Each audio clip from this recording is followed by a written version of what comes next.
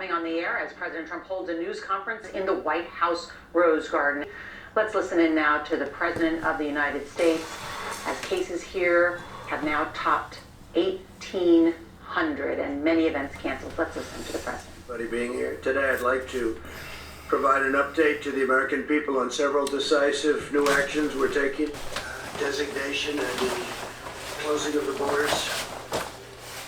And as you know, Europe was just designated as the hotspot right now, and we closed that border. And shared sacrifice, citizens, permanent residents, and our families, entry of foreign nationals who have been to Europe in the last 2 days from entering the United States, including our designation.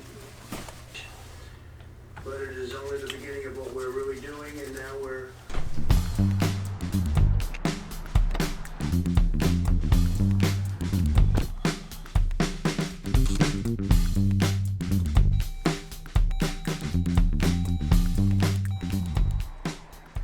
to unleash the full power of the federal government in this effort. Today, I am officially declaring a national emergency.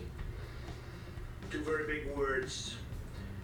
The action I am taking will open up access to up to $50 billion of very important and a large amount of money for states and territories and localities in our shared fight against